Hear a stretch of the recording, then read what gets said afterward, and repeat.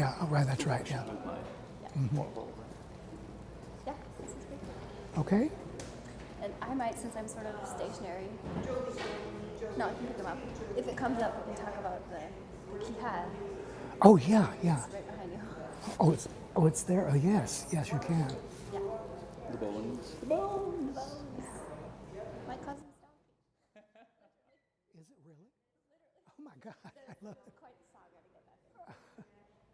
Can you fly with? Can you even fly with bones? I had her send it to Brian. Right, you have to mail it. FedEx. And I didn't want to find out. I'm going to turn your mics on, so you're about to be audible. Let's see. Can you give me a 1, 2, 3, 4? 1, 2, 3. 1, 2, 3. Hello. Sorry, do you mind if I put this on the clip? Yeah, please. Say something? 1, 2, 3. It's really quiet. Speak something. 3, 4, 5. It's also really quiet. Very quiet. Sorry. I have her sister It's okay. send it directly to a percussionist. Huh? No? Can you hear it?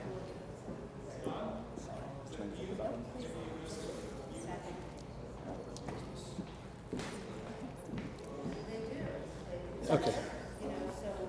Yes, can you hear me now? Still no? What if I speak more deeply? Can you hear us? Okay.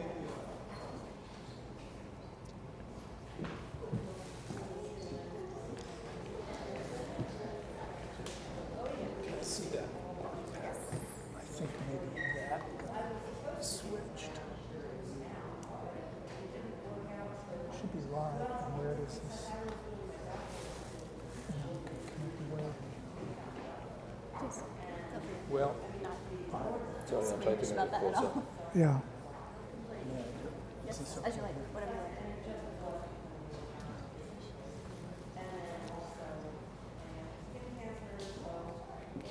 Okay.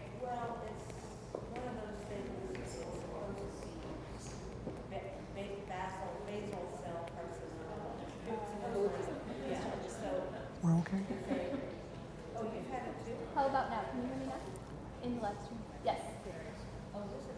So I'm having my surgery on June 18th. So, they did the biopsy. I noticed last night I was like this the whole time. That shit I'll figure it out. Welcome to the pre-concert talk for Tonos this evening. Tonos is one of Bloomington's most favorite ensembles, I think. It's, with a long history here, but all the members, including Sarah, are, scattered not to the wind, but to advancing careers all across the country. I think it's such an ensemble that evokes so much pride from Bloomington, and we owe them so much for the amazing work that they do when they come back here and gather together, particularly for our festival, but also for wherever else they do in town. So we have Sarah Cranor, who is the artistic director and founder of Tonos, formerly known as Tonos del Sur. She's here. She's also directing the Bloomington Early Music Immersion this week. So she's got a busy schedule, and I admire her unbounded energy as well as many other qualities that she has that I don't. And with her is Paul Borg, who is not only our festival underwriter, and you'll see his beautiful dedication on the front of the program, but also a very, very dear friend of ours, of the organization, and of mine personally. And I miss seeing Paul around a lot since I'm no longer in Bloomington full time. So I think you'll get a lot out of this conversation, as will I. So I will leave it to them. Thank you. Thank you. Well, let's start with the name. You said used to be Tonos del Sur. What did that mean? Originally we were the Latin American ensemble through the Latin American Music Center at IU. And then when we sort of separated, sounds negative. It was like, how do we continue when that ensemble went in a different direction? So we needed a name. So we picked Tonos del Sur, which means like songs from the South or sounds of the South. Eventually we just dropped the del sur because it felt like we were maybe putting ourselves in a box.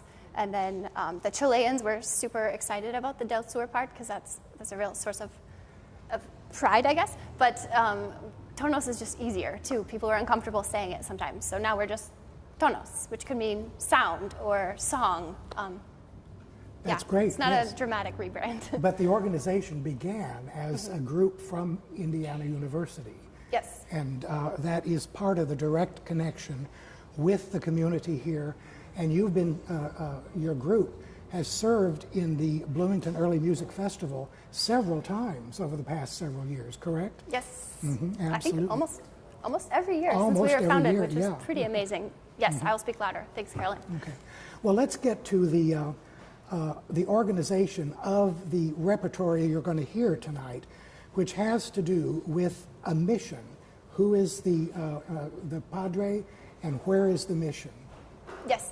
So we've centered our program sort of around one person, Padre Eusebio Kino, who was an Italian immigrant, a Jesuit priest, who then came to the Americas in the 1680s. He's probably most famous for proving that Baja California was a peninsula, not an island, but he was a cartographer, a cattle rancher. He rode thousands of miles on horseback and muleback in that type of work. Our program centers what he might have heard or been surrounded by. So it's quite likely that he would have heard none of this music itself, but conceptually they all sort of touch on him. So his work as a Jesuit priest, founding missions and working in that capacity, we have mission music from across the Americas, sort of in representation of that role. The Ia Jesu Christu, which is like a sort of a processional, and also La Salve para Virgen, also a processional, which I know we'll touch on more, but they're both in Chiquitano, actually, which is Chiquitano Becerro, a language of Bolivia. Probably Padre Kino would have heard Odoms spoken. We didn't have any music in that language yet, but we're working on it. We also wanted to represent Padre Kino as an Italian artist, cartographer artist, but in Italian musicians who came especially to New Spain or northern Mexico for work. So we have a symphony by Ignacio Jerusalem and things kind of in that vein. Padre Kino also corresponded quite a bit with Inés de la Cruz. So we have a piece of text by her, sort of an amazing argument, two sacristanes arguing about different qualities of the Virgin Mary. It's kind of a great little dual aria. It's really fun. And then we also, Padre Kino corresponded quite a bit with several convents in northern Mexico. So we're bringing back probably our favorite, I think from 2023, if I'm not mistaken on my year. We did a project here with BLEMF of all convent music, and we've brought Corazón del Dolor back from that. It is anonymous. There's no author, so it's plausible that it was written by some of the people in the convent, so that sort of represents that aspect of his life also. Why are so many of the works anonymous? That's a great question. Sometimes because they were just written quickly and for a particular occasion, and it wasn't important to ascribe authorship. I think sometimes authorship was discouraged unless you were a Spanish male of noble descent. So we can infer maybe that it was a local musician or perhaps someone in a convent, or maybe they just didn't feel the need to put an ego to it. So also, the way that we have much of this music preserved is sort of haphazard anyway. We don't have a complete collection of all of this stuff. And over the past half century or so, several scholars have been interested in trying to find this stuff, identify it as much as possible, but then make it available for performance. And that's exactly what this group is doing very well. And thank you. We would especially, and I will thank them again, thank Dr. Drew Edward Davies out of Chicago, who has loaned us the Jerusalem and the Sumaya performing editions, and then Paul Feller and Cesar Favila for the Corazón del Dolor. Without that type of work, we have nothing to play. And then Peter Naurat, a Polish priest working with a lot of the mission archives, has preserved a lot of that for us too. So we are super thankful for their scholarship. I'll stick in something here too. The Lilly Library owns a series of manuscripts that come from the late 16th century from Guatemala. And so this series of things is almost haphazard in the way that it has been both preserved, but now coming to light and coming to performance at this point. You mentioned the text by Sor Juana de la Cruz. Who is she, and what importance is she for the circulation of music and text that you mentioned? Mm-hmm. I will kind of rewind a really cool connection. Eusebio Kino observed a comet. His ship to the Americas was delayed, and he observed a comet while he was still in Italy, and he wrote an essay about this comet that he observed. The essay made its way to Inés de la Cruz. She read it, and she wrote a sonnet on the comet. So we know that's kind of how they got connected.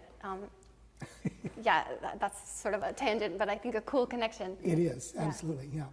Okay, the program consists of a series of things for singers, vocal music, and a series of things for instruments alone. So let's consider the vocal things first.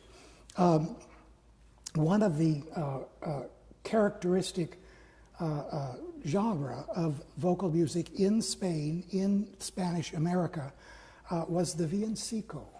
What is a villancico and how does it operate? Well, I'll talk about the Sumaya Go ahead. specifically. So Blake, our fabulous tenor, is going to sort of walk us through how all of the elements are going to summon us to play and sing. And we've had great fun with the text painting with that. Like, okay, how do we paint water? And Brian, our percussionist, has a really cool special effect, so listen for that. And then how do we paint fire? How do we paint earth? That kind of thing. So it's like a sacred carol, I guess, that in this particular case is going to tell the story of the elements. And then I just have to put a plug because the end is just so cute. They sing, we'll sing softer and softer and softer, and we do sing softer and softer and softer, and it just kind of trickles away. So it's a fun one. It's one of my favorites. Well, the villancico in its structure usually has some sort of a refrain, the estribillo, and then it has various verses, the coplas. And what you're talking about there, the fire, the water, the various elements, are the various verses, and it's framed by a returning feature. Not in this case, it's not a complete refrain, but it does recur in this kind of case. Now, you mentioned the interesting accompaniment for it. What's this thing back here? I'm sort of penned into the microphones, so you'll sort of have to look behind Paul's head for a second, but you'll get to see it a lot. There's a jawbone up there. Brian and I have been in touch about this project. Brian's part is entirely improvised, which is amazing. And we were talking about, okay, what can we add where? And then we looked quite a bit to iconography. What would be appropriate? And so especially for some of the mission pieces, we looked at the Codex Regio del Peru, and there's a couple of images where they are playing the jabón, the quijá. And Brian said, I don't have one, I'll buy one. I was like, well, actually, hold on a second. My sister is a cattle rancher, and let's see if we can find you a jawbone. So this is actually my third or fifth cousin's donkey, who is going to live on tonight. We're very excited about that. My sister found the jawbone and it aged in the sun an appropriate amount of time. It was not too macabre. And Brian cleaned it, and it's been a whole saga, but yes, we will play my cousin's donkey's jawbone tonight, which we're very excited about. So, yeah, and you can kind of listen. Brian makes all kinds of special effects with it. The teeth are there, and they're intact, and that's part of the joy of it. Sometimes it makes like the teeth rattle. That's a particular sound. Sometimes he strikes like the deeper parts. That makes a particular sound. So just have an eye. Anytime he picks it up, it's a great time to listen to. Thank you. The other vocal works, there's one, Izai Jesu Cristo. What language is that? That's in Chiquitano Becerro. We had some help actually with some elders who speak Chiquitano Becerro, with a little bit of pronunciation. We're sort of using it as a representation of what types of things Padre Kino would have encountered. He did not work directly with that language, so it's like in honor of, but recognizing that he would have worked with a different set of languages. We'll do it twice, actually. We'll do it once as an instrumental version, just to sort of frame parts of the program, and then we'll do it at the end with the text. So you'll get to hear kind of the notes first, and then the text, so you can have a listen. They'll be right in front for that special sound of Chiquitano Becerro. And also at the beginning, La Salve, not to give it all away, but we're all going to sing, even the instrumentalists, and we will all be singing in Chiquitano Becerro. Great. The instrumental works now. Mm-hmm. The symphony, what is that and how is it organized? Yes, so we're going to do a symphony in G major by Ignacio Jerusalem. It's the latest piece on our program, and it's also kind of the most musically late feeling. It feels almost like a different era. It's very much, he was forward-leaning in his musical composition, and we've been talking in rehearsal. There are parts that seem almost like C.P.E. Bach could have written them, that kind of musical language, but then there are parts that are suddenly kind of surprisingly simple, like Phoebe and I will go in unison for a minute. So it's a little bit push and pull between the two worlds, and we're sort of putting that one sort of as representative of Padre Kino's Italian heritage and then working in the Americas. Also, it's just a fabulous piece of music. Especially centered in Mexico, yes. Mexico City. Yes. Yes. Yes, thank you. Yeah. And that's part of the centrality of some of these people whose names we actually know because of that, mm-hmm. right? Mm-hmm. Mm-hmm. Okay, other instrumental works. You have something called a folia. Mm-hmm. What is that? I mean, it would have been a set of variations, but this is not. It's sort of just a great three-section piece of music, 3 movements. Mm-hmm. Normally, folias we know, like the Corelli ones or the famous ones in the Suzuki books, if you're an instrumentalist, or the Gemignani ones. But I think he's using the title, or they, whoever wrote it, it's anonymous, yeah. Mm-hmm. is using the title sort of loosely. But it's sort of like a fast, slow, fast exploration. Right. Yeah. Mm-hmm. Good. Mm-hmm. And the kumbes? Yeah, Daner's going to play that solo guitar. It's also a set of variations. I sort of encourage you to take delight, as I do, in watching. Sometimes he's plucking here, and sometimes he's up here with his fingers next to his left hand. It's just kind of a cool special effect. And that manuscript was also found in the same region that Padre Kino transversed. Transferred, yeah. Yes, okay. Anything else you want to talk about particularly? About the group, about the repertory that you selected? I am extremely excited about the bells. I can't even tell you the saga, or I can, but I won't. It's been a really difficult time to get this bells audio recording. When I first conceived of this program, I thought they were publicly available because I found them in a video of them talking about this particular bell. So Padre Kino founded the mission San Javier de Bac in Tucson, and I live not far from there now. I've been to concerts there now, so it's especially meaningful to kind of make that connection. This particular bell, I thought, okay, let's have a way to put ourselves in that space sonically, even though we are in Bloomington, Indiana. Picture you're in Tucson, 110 outside, perfectly dry, quails everywhere, lizards, the whole thing. You walk into the church, it's 20 to 25 degrees cooler just because of the construction, and then you hear this sound. Okay, turns out it was very hard to get the audio recording because the bell is under reconstruction. So what we will actually hear is a computer rendering of what it would have sounded like before it deteriorated. We got very special permission from Arizona University Conservation Department, from the tribal elders of the Tonos O'odham Nation, which is where the mission is. The bell ringers, the elders, the Conservation Committee. It was a very long process. Everyone signed off, so you get to hear the recording, and you might be surprised by what it sounds like. I was surprised, so we're really excited about that. So, that's great, yeah. yes. Yeah. Mm-hmm. Does anybody here have any questions that you would like to ask?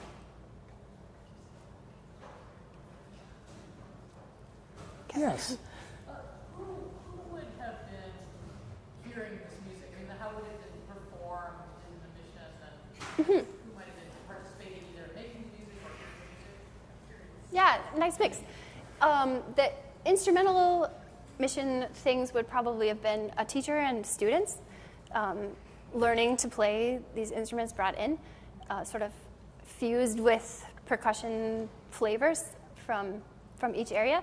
The Corazón del Dolor would have been people inside the convent, probably singing for each other, not for an audience. The processionals would have been probably led by a group of singers, but everyone joining in. That's why we're all going to sing it.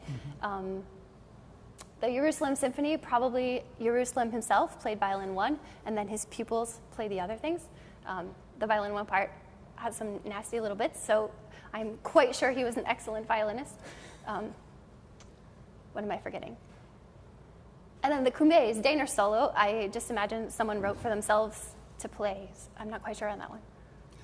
We need to remember that most of these missions and all of this effort was a way of converting the indigenous American people to Christianity, because they were thought to have been in the wrong religiously.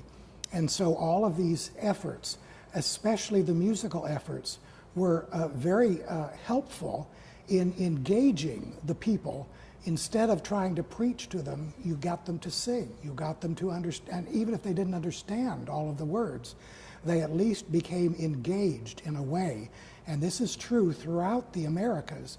But when we get back to what turns out to be our current United States, a lot of the effort that goes on here is was started not with England, not but it was with France. You're going to hear the other night some things from colonial Louisiana, as a matter of fact, and this represents the Spanish heritage and so forth. I used to like to ask my students, if Latin America is called Latin America, why don't they speak Latin? Well, then you point out to them that Spanish is a derivative of Latin. Okay, if that's the case, why isn't Canada part of Latin America? They speak French, and it's a derivative also. And so it's one of those confusing features that takes 5 centuries to try to cope with as we do today, as a matter of fact, right? Yeah, I just would like to add that I am very aware that we are centering a white Spanish-speaking Italian immigrant in the Americas, and how to sort of tackle that. And so doing quite careful research on who Padre Kino was and what he was about, and actually there's some pretty amazing research about how he advocated against the way the Spanish were treating the indigenous people being sent to the silver mines, and ways that he was using cattle ranching, ganaos, to help situations that he saw needed helping. You know, every person, even in their historical context, can be, we're all human, problematic, but he actually stood for some pretty great things, and by using him sort of as a touchstone, we are able to put forth anonymous pieces, likely, you know, local composers, and things like that. Like, just being very conscientious about what it means to center this particular person. And I'd like to take it as like a broader way to look at a whole region and a whole kind of philosophical school, rather than just one man, if that makes sense. A question, yes? Apologies, I'm having some trouble hearing you. Oh, sorry. Are you saying Chicano from Bolivia? Yes, I am. Yes. Yes. Yes, absolutely. Thanks. I think we got I think we're about done. the yeah. time signal. Well, thank you all so much for listening to this. It should be a wonderful experience for all of us at this point. Thank you. Thank you. Thanks.